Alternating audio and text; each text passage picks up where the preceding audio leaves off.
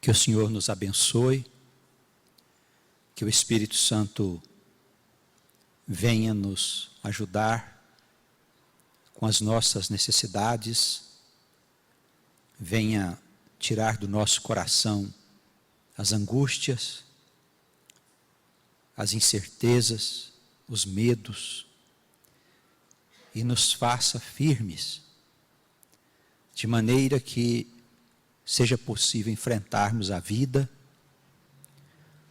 e os desafios que estão pela frente, de maneira a sabermos que a vitória nos aguarda. Amém.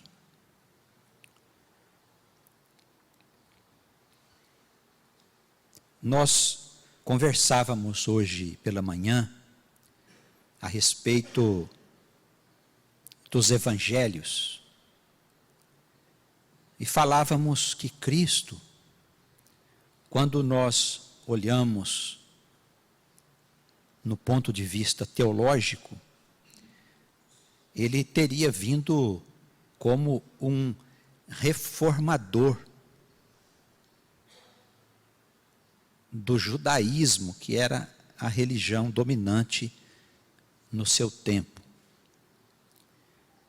E nós vemos o Senhor, em muitas ocasiões, debatendo com os fariseus, os doutores da Escritura, acerca das suas práticas. E há pessoas que confundem esses debates que Jesus tinha com os judeus e com os fariseus, os escribas e saduceus. Algumas pessoas pensam que o Senhor estava se dirigindo a nós. E são poucos também aqueles que sabem que, na verdade, nós somos os gentios a que o Senhor se referia, ou seja, nós não somos um povo escolhido. Naquele tempo, o Senhor teria vindo para os da sua casa. E quando Jesus deixou esse mundo e a igreja começou a se organizar, ela começou a se organizar para os judeus. E é natural que esses primeiros discípulos misturassem algumas práticas do judaísmo com o cristianismo nascente. E foi graças a Jesus que nós temos a igreja cristã no Ocidente hoje. Porque ele foi buscar um rabino judeu que perseguia os primeiros cristãos, chamado Saulo, e converteu esse homem de perseguidor para ser seu servo e discípulo. Esse Saulo, chamado mais tarde Paulo, foi aquele apóstolo, aquele homem, aquele discípulo, que o Senhor disse: vá aos povos estranhos levar a minha mensagem. E nós devemos a esse homem a existência da igreja cristã. E nós somos os cristãos cuja igreja nasceu do trabalho de Paulo. Nós temos que considerar assim todas as instruções paulinas como fonte de doutrina e de ensinamento para a nossa vida, irmãos. Tendo um cuidado especial para nós não misturarmos as práticas judaicas com as práticas do cristianismo. Porque senão vamos produzir aí um caldo que pode nos trazer a morte em vez da salvação e da vida. É natural, num mundo como o nosso, que as pessoas façam confusão. Não que elas sejam más, mas que elas confundam as coisas. E nos nossos dias, é necessário que esse cristianismo primitivo seja comentado na igreja, para que as pessoas saibam bem quem elas são. Para que nós saibamos as raízes da doutrina que professamos. Que pode parecer que é o judaísmo, mas não é o judaísmo. É a doutrina que Paulo criou interpretando os ensinamentos de Jesus. E comparando os ensinamentos dele com as promessas do Velho Testamento. Isso precisa ficar claro para nós. Nós somos cristãos apostólicos, porque nós seguimos a doutrina dos apóstolos. Esses 2000 anos de história da Igreja Católica e da Igreja Protestante são histórias da Igreja Apostólica. E a Igreja Apostólica gentílica, ela não tem nada a ver com a Igreja de Jerusalém, irmãos. Que com o passar do tempo desapareceu. Aqueles que ficaram lá cuidando da igreja em Jerusalém, que eram os cristãos judeus, com o passar do tempo, aquilo foi se desfazendo. A igreja que permaneceu foi a igreja gentílica, que é a nossa igreja, a igreja que foi para Roma, a igreja que espalhou na Europa, que foi espalhando para as Américas depois e que chegou aqui onde nós estamos. Eu não posso, pois, abrir uma igreja aqui e dizer que eu sou um cristão e fazer coisas conforme o Velho Testamento, a Velha Aliança, que teve o seu espaço, o seu tempo, para que naquela época fosse uma boa nova ao povo que precisava de saber para onde ir. Paulo é a grande expressão da igreja cristã. É o pai da igreja. É muito incerto que nós nos afastemos dos ensinamentos apostólicos. É perigoso, irmãos, que a gente tenha a paciência, o cuidado de examinar os ensinamentos dos apóstolos. É de fundamental importância para que nesses ensinamentos nós encontremos a fonte da doutrina que nós professamos na igreja. Tá bem? Escolhemos uma passagem na carta de Efésios, por favor.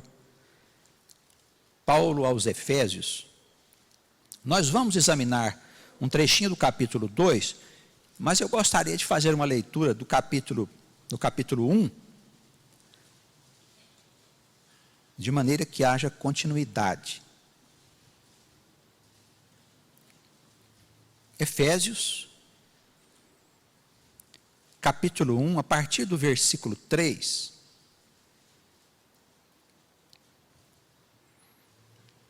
Ao escrever à igreja de Éfeso, aqui na introdução, Paulo quer demonstrar como Cristo foi para nós a salvação. Como ele, através do seu sacrifício, derramando o seu sangue, ele expiou os nossos pecados.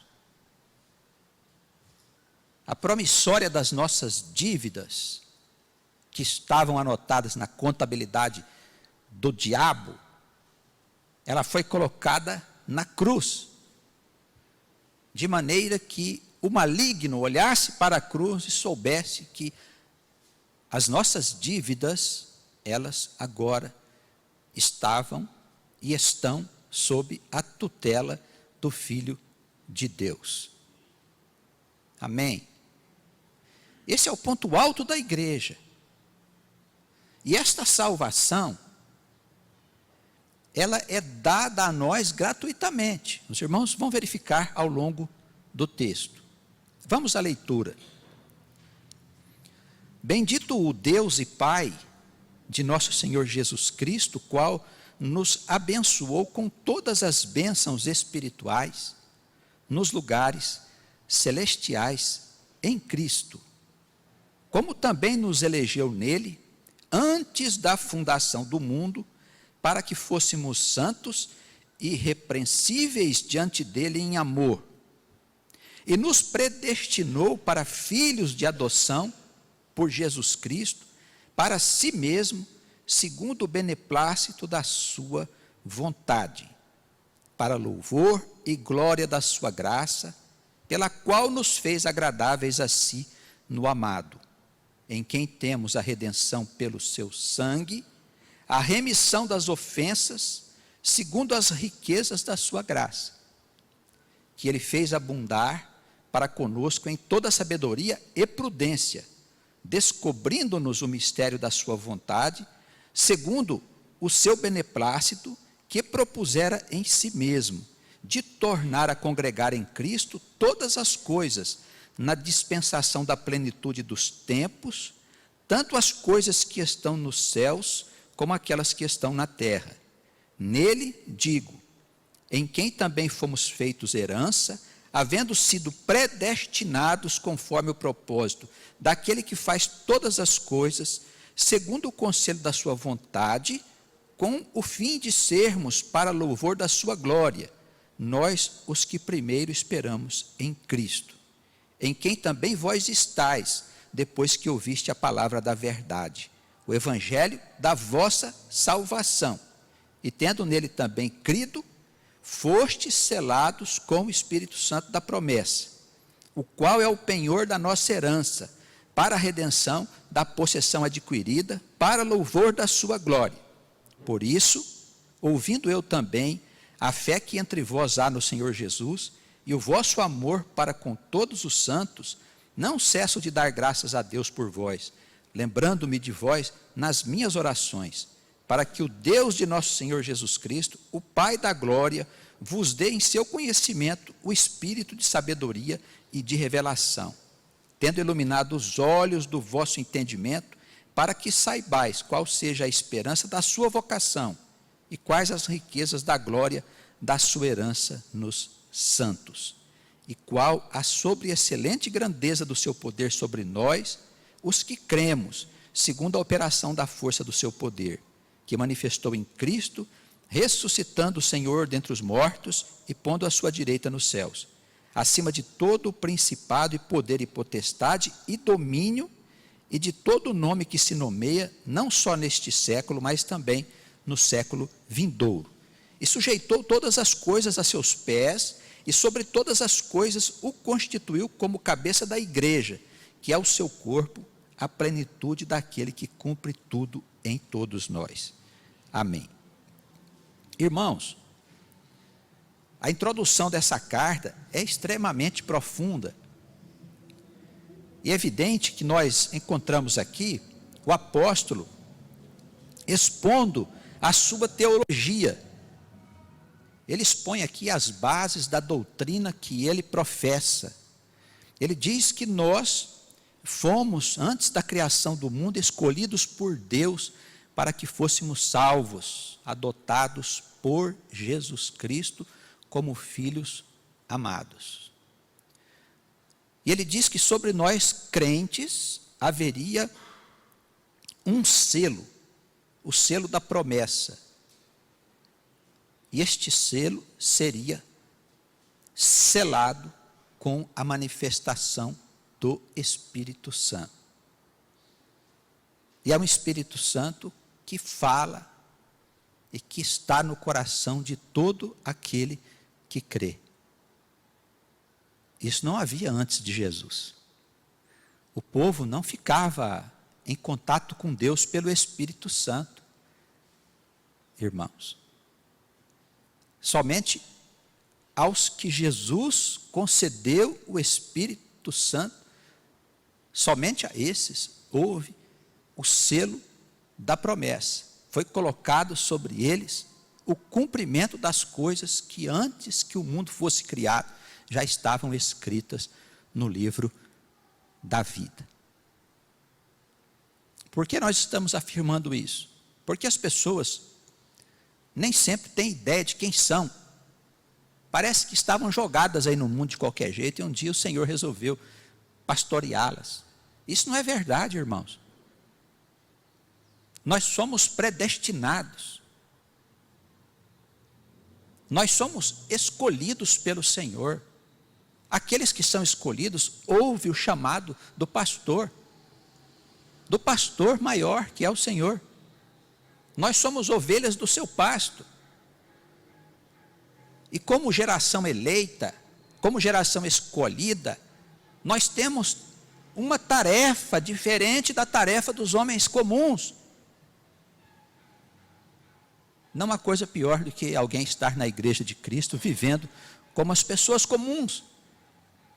Não fazem mais do que comer, beber, dormir e se divertir, e dão graças a Deus por isso.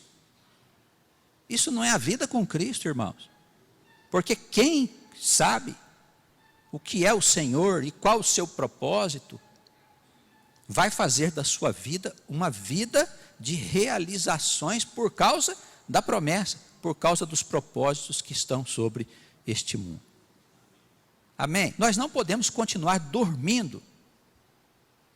Sobre os nossos olhos não pode estar mais o véu de Moisés, que cobria o rosto do povo para que eles não vissem o futuro. Cristo tirou esse véu, irmãos. Vamos enxergar que está em curso uma grande mudança nesse mundo, e uma transformação que vai levar esta humanidade para uma outra condição, onde todas as injustiças serão sanadas, destruídas. Todas as dores também serão excluídas da vida do povo de Deus. As lágrimas serão enxugadas. As tragédias, as doenças estranhas, todas essas coisas que nós estamos vendo, tudo isso vai passar e será como um sonho ruim, ao qual nós teremos somente lembrança.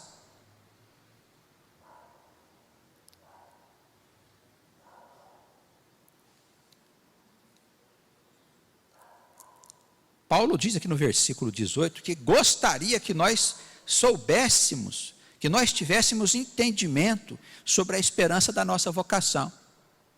Por que eu sou crente? Sou crente só para crer?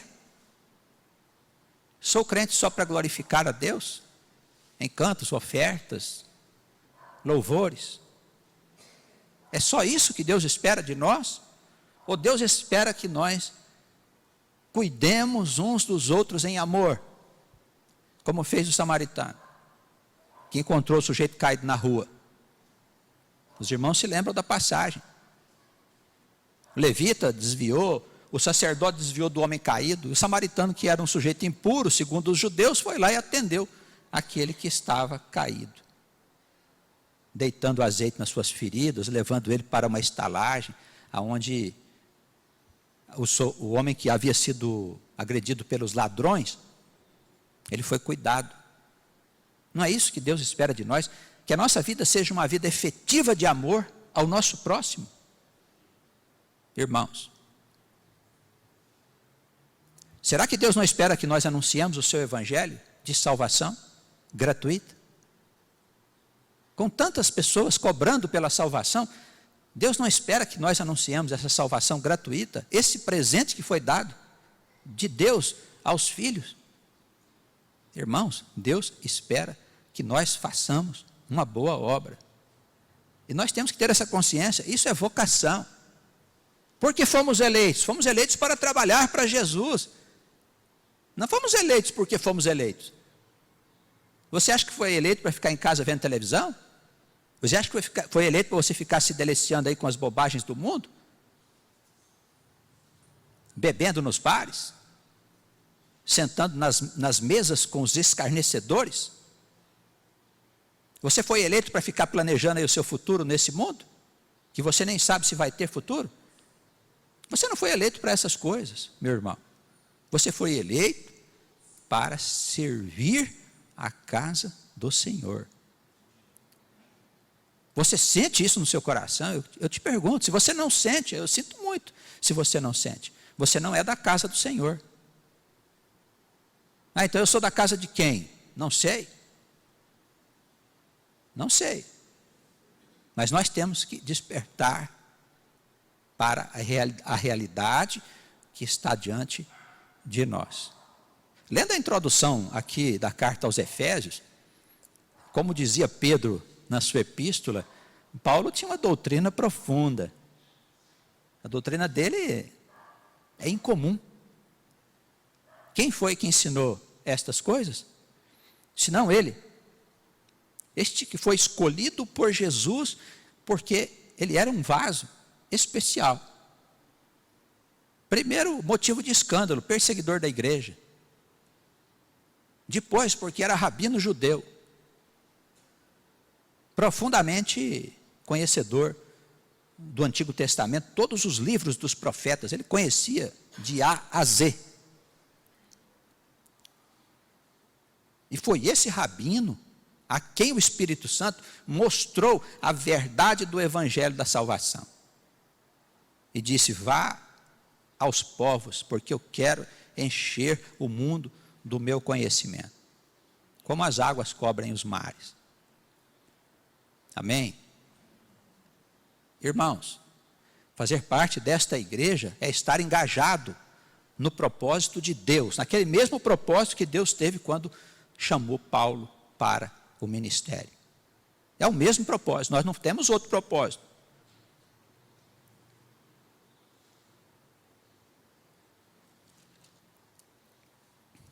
Vamos ao capítulo 2, na introdução, só para nós concluirmos.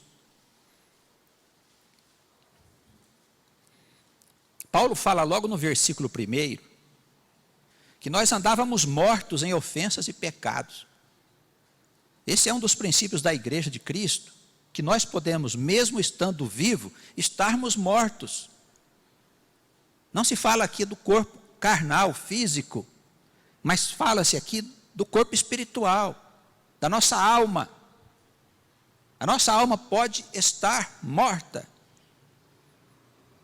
Quando nós encontramos Cristo, nós estávamos mortos em nossos pecados, em nossas ofensas.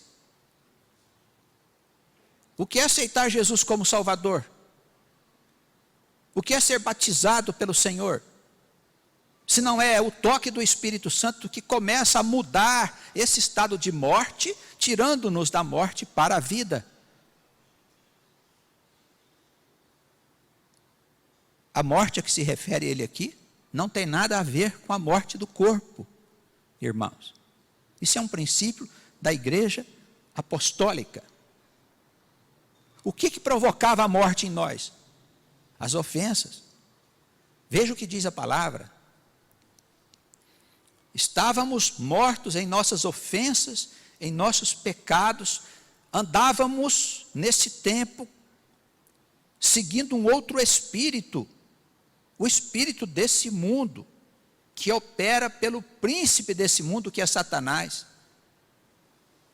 e que faz com que aí fora tenha uma multidão de filhos da desobediência. Sabemos, não fazemos. Filhos da desobediência são esses que no mundo vivem segundo a sua própria carne e paixão. Não pensa em Deus nas coisas que faz. E qual que é o problema maior? É quando nós estamos na igreja do Senhor, parecemos crentes e não somos crentes, porque sabemos e não fazemos. E por que não fazemos? Porque em nós ainda opera o espírito desse mundo. Como está sendo a sua vida, meu irmão? A sua vida, minha irmã? Você tem se preocupado com o evangelho da salvação? Você tem se perguntado acerca do serviço a Cristo? Não. Eu vou à igreja, depois eu cuido lá dos afazeres de casa. Eu cuido do marido, cuido dos filhos, da mulher, da minha vida profissional. Eu sou honesto. Servo inútil, diria o Senhor. Inútil. Vocês fazem só as coisas que são os vossos deveres básicos. O que mais você faz?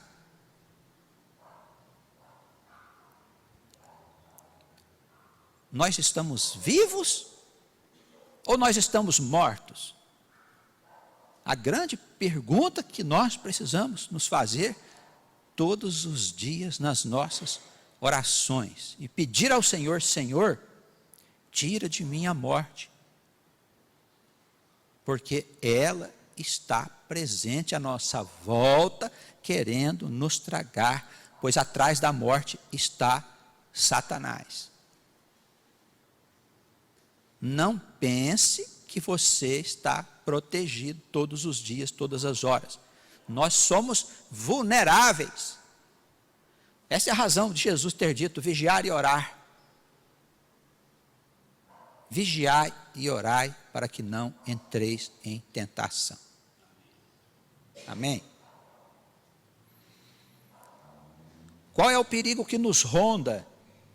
O perigo que nos ronda são as potestades invisíveis. Elas pretendem nos tirar do caminho do Senhor.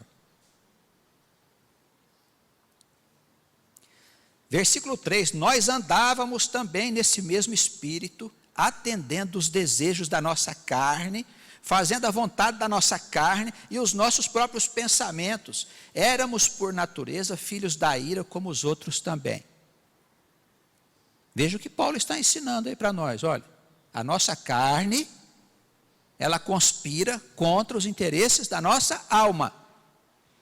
Nós somos constituídos por duas naturezas: a natureza carnal e a natureza espiritual. Paulo ensina a sua igreja, a nossa igreja, que a carne, os interesses do corpo, eles conspiram contra o interesse da alma. Irmãos, a carne, quem vai se livrar da carne? Como você vai se livrar do seu corpo? Não tem como. Paulo dizia: sou um homem miserável. Por quê? Porque o bem que eu desejo fazer, não faço. O mal que eu não quero fazer, esse faço. Olha o poder da carne sobre a alma, sobre o espírito.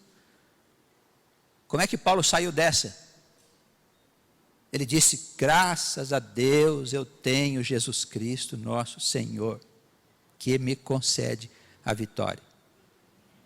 Percebe? Pela fé eu tenho poder sobre o pecado. Se eu não tenho fé em Jesus Cristo, não adianta fazer obras. As obras só são bem-vindas quando elas são produto de um coração agradecido. Então, quando você oferta à igreja, quando você louva a Deus na igreja, quando você paga dízimo na igreja, se estas obras forem resultado de um coração agradecido a Deus, essas obras são bem-vindas. Mas fora disso, elas não poderão te levar para o céu. Porque o homem se torna justo pela fé em Jesus Cristo. Por nada mais. Amém?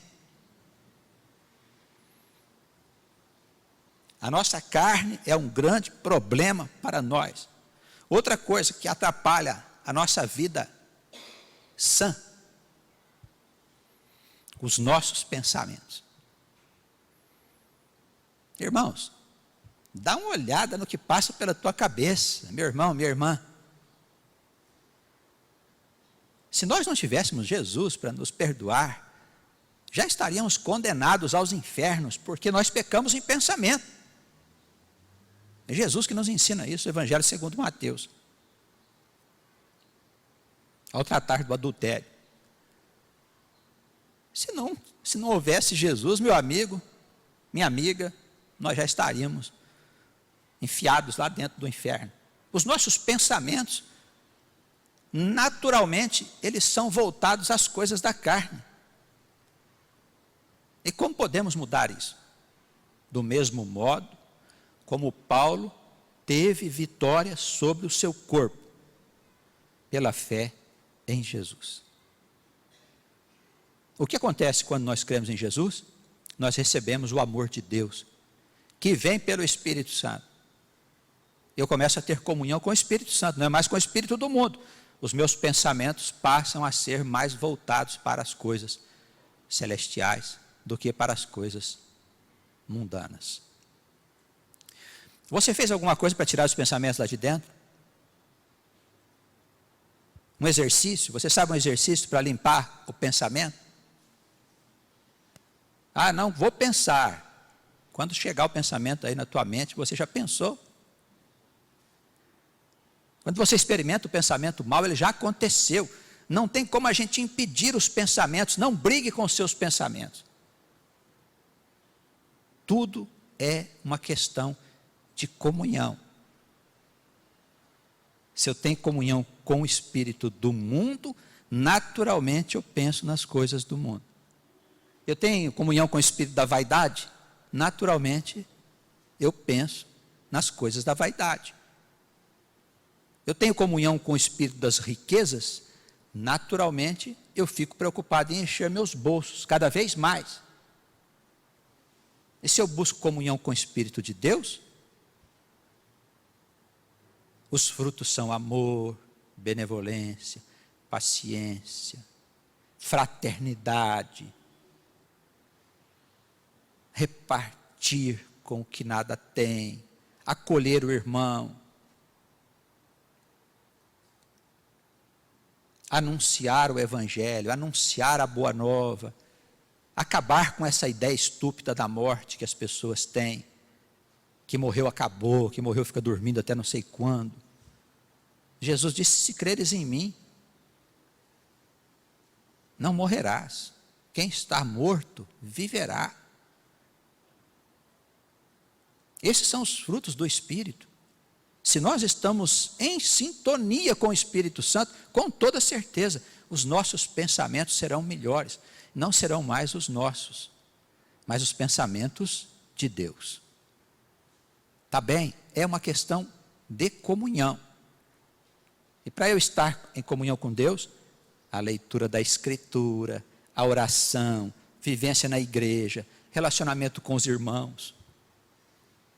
Aqui na igreja eu venho de vez em quando, mas lá fora eu tenho minhas amizades, são meus amigos, meus parentes. O que eles fazem? Bebem, comem e se divertem. Esses são seus amigos? Vocês conversam sobre o que lá nas rodas dos amigos?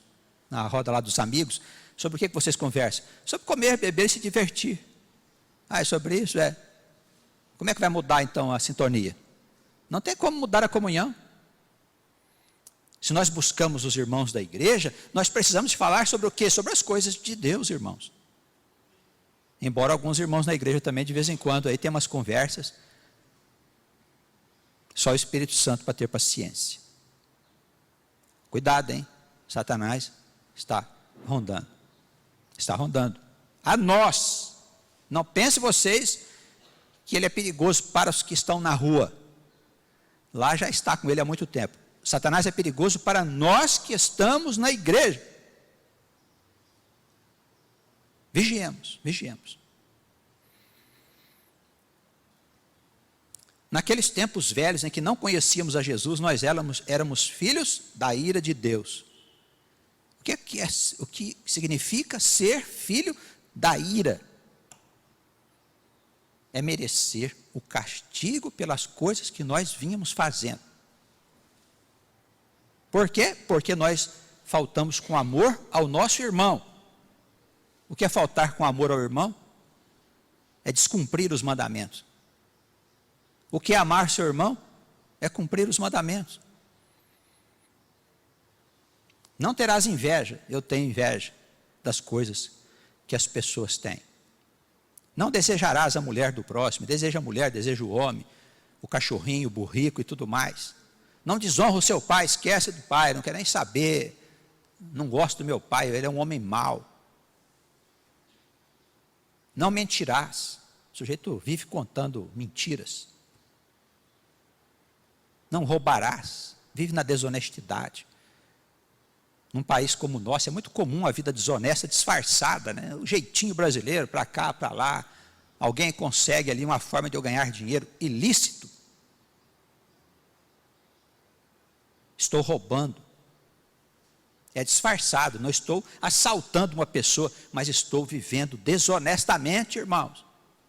Isso é roubo.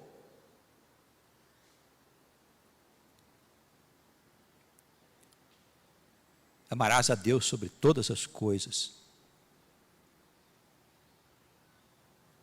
Para vir na igreja, tem alguns crentes que têm que pegar no laço, para ele vir para a igreja. Irmão, por que você não veio à igreja essa semana? Não deu, tive um compromisso, os parentes vieram me visitar, qualquer coisa, dor de barriga, unha encravada, calo no pé, qualquer coisa serve para o sujeito não ir na igreja, irmãos.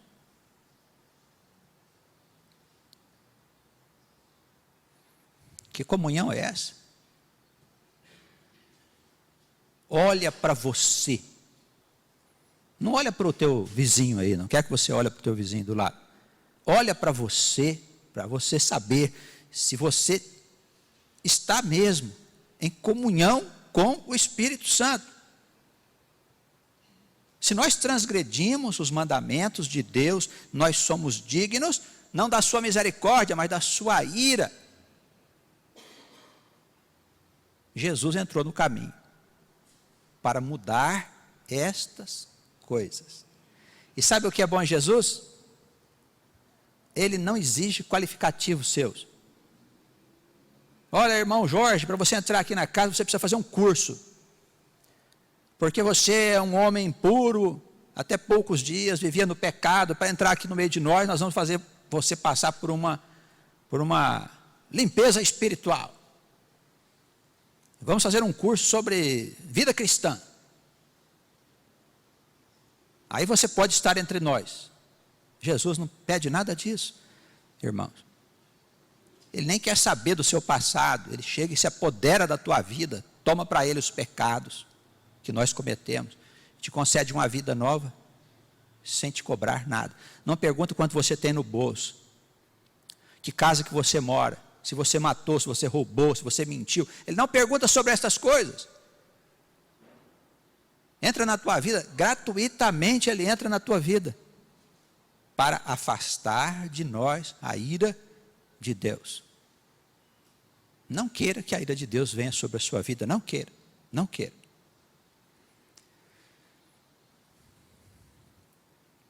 Deus é riquíssimo em misericórdia, versículo 4, pelo seu muito amor com que nos amou, estando nós ainda mortos nas nossas ofensas, ele nos tirou da morte para a vida, juntamente com seu Filho Jesus. Versículo 5. Sois salvos pela graça, olha lá. Isso é a igreja cristã forte. Somos salvos pela graça, de graça, sem exigências. Ele nos tirou da morte para a vida, nos ressuscitou juntamente com Cristo e nos fez assentar nos lugares celestiais juntamente com seu Filho, em Cristo Jesus. Amém? Bom, saímos da morte para a vida em Jesus, sentamos nos lugares celestiais, espero que seja assim mesmo, todo mundo aqui convertido, amém? Todo mundo se converteu já? Quem se sente convertido, levanta a mão, vamos lá. Vamos, igreja! Aí, muito bem, muito bem. Sentamos nos lugares celestiais, teve uns aí que não levantaram a mão, hein? Acho que a consciência anda meio pesada, hein? Olha lá, irmãos, vamos orar, vamos orar. Terminou já, sentamos nos lugares celestiais, estamos convertidos, tudo bem, tudo certo, agora vamos para casa? Não, tem muito mais. Ele fez tudo isso para mostrar nos séculos vindouros as abundantes riquezas da sua graça, pela sua benignidade para conosco na pessoa do seu Filho. Irmãos, o melhor de Deus está por vir ainda, não veio. As glórias de Deus estão para vir ainda sobre este mundo e sobre as nossas vidas. Novos céus e uma nova terra, dizia o profeta Isaías. Ninguém morre, irmãos. A gente morre se não estiver em Cristo, mas em Cristo nós não morremos, nós somos transformados. Receberemos de Deus um corpo glorioso para a eternidade, vivermos aqui, vivermos lá, onde for.